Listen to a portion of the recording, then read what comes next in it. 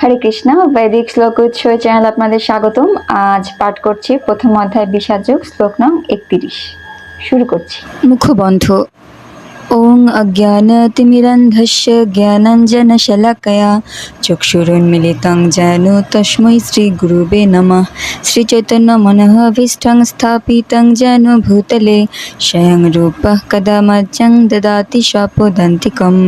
বন্দেऽহং শ্রীগুরুः শ্রীযুতপদকমलं শ্রীগুরুन् বৈষ্ণবাंश्च শ্রীরূপং সগ্রজাतं সহগণ রঘুনাথাन्वितं तं সজীবं সদ্বৈतं সাবধূतं পরিজন সহিतं কৃষ্ণ চৈতন্য দেবং শ্রীরাধা কৃষ্ণ পাদান সহগণ ললিতা শ্রী বিশাখান্বিতাংশ্চ।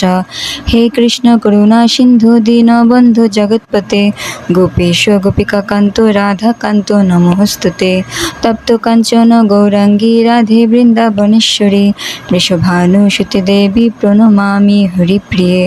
বাঞ্ছাকল্পতরুভ্যশ্চ কৃপা সিন্ধুভ্যো এব চ পতিতানাং পাবনেভ্যো বৈষ্ণবেভ্যো নমো নমঃ। জয় শ্রীকৃষ্ণ চৈতন্য প্রভু নিত্যানন্দ শ্রী অদ্বৈত গদাধর শ্রীবাসাদি গৌর ভক্তবৃন্দ। হরে কৃষ্ণ কৃষ্ণ কৃষ্ণ হরে হরে হরে রাম রাম রাম হরে হরে। প্রথম অধ্যায় বিষাদ যোগ শ্লোক নং 31। ন চ শ্রেয়োহনুপশ্যামি হত্যা স্বজনমাহবে ন কাঙ্ক্ষে বিজয়ং কৃষ্ণ ন চ রাজ্যং সুখানি চ। শব্দের অর্থ: ন না, চ ও শ্রেয় মঙ্গল, অনুপশ্যামি দেখছি, হত্যা হত্যা করে, স্বজনম আত্মীয় স্বজনদের, আহবে যুদ্ধে, ন না কাঙ্ক্ষে আকাঙ্ক্ষা করি, বিজয়ম যুদ্ধে জয়, কৃষ্ণ হে কৃষ্ণ, ন না চ ও রাজ্যম রাজ্য, সুখানি সুখ, চ ও। অনুবাদ: হে কৃষ্ণ, যুদ্ধে আত্মীয় স্বজনদের নিধন করা শ্রেয়স্কর দেখছি না। আমি যুদ্ধে জয়লাভ চাই না, রাজ্য এবং সুখভোগও কামনা করি না। তাৎপর্য: মায়াবদ্ধ মানুষ বুঝতে পারে না তার প্রকৃত স্বার্থ নিহিত আছে বিষ্ণু বা শ্রীকৃষ্ণের মাঝে। এই কথা বুঝতে না পেরে তারা তাদের দেহজাত আত্মীয় স্বজনদের দ্বারা আকৃষ্ট হয়ে তাদের সাহচর্যে সুখী হতে চায়। জীবনের এই প্রকার অন্ধ ধারণার বশবর্তী হয়ে তারা এমনকি জাগতিক সুখের কারণগুলিও ভুলে যায়। এখানে অর্জুনের আচরণে আমরা দেখতে পাই তিনি তার ক্ষাত্র ধর্ম ভুলে গেছেন। শাস্ত্রে বলা হয়েছে, দুই রকমের মানুষ দিব্য আলোকে উদ্ভাসিত সূর্যলোকে উত্তীর্ণ হন। তারা হচ্ছেন শ্রীকৃষ্ণের অজ্ঞানুসারে যুদ্ধে অবতীর্ণ হয়ে যে ক্ষত্রিয় রণভূমিতে প্রাণত্যাগ করেন তিনি, এবং যে সর্বত্যাগী সন্ন্যাসী আধ্যাত্ম চিন্তায় গভীরভাবে অনুরক্ত তিনি।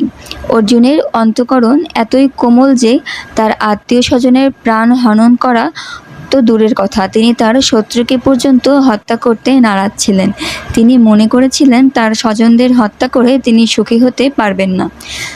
যার ক্ষুধা নেই সে যেমন রান্না করতে চায় না, অর্জুনও তেমন যুদ্ধ করতে চাইছিলেন না।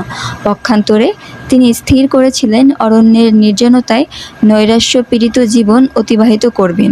অর্জুন ছিলেন ক্ষত্রিয়, এই ধর্ম পালন করার জন্য তার রাজত্বের প্রয়োজন ছিল, কিন্তু ন্যায়সঙ্গতভাবে পাওয়া সেই রাজত্ব থেকে দুর্যোধন আদি কৌরবেরা তাকে বঞ্চিত করার ফলে সেই রাজ্যে তার অধিকারের পুনঃপ্রতিষ্ঠা করার জন্য কৌরবদের সঙ্গে যুদ্ধ করা অপরিহার্য হয়ে পড়েছিল। কিন্তু যুদ্ধ করতে এসে তিনি যখন দেখলেন তার আত্মীয় স্বজনকে হত্যা করে সেই রাজ্যে তার অধিকারের প্রতিষ্ঠা করতে হবে, তখন তিনি গভীর দুঃখে ও নৈরাশ্যে স্থির করলেন যে তিনি সব কিছু ত্যাগ করে বনবাসী হবেন। পাঠ করলাম প্রথম অধ্যায় বিষাদ যোগ শ্লোক নং 31। পরবর্তী শ্লোক নিয়ে আবারও উপস্থিত হব। আজ এ পর্যন্তই।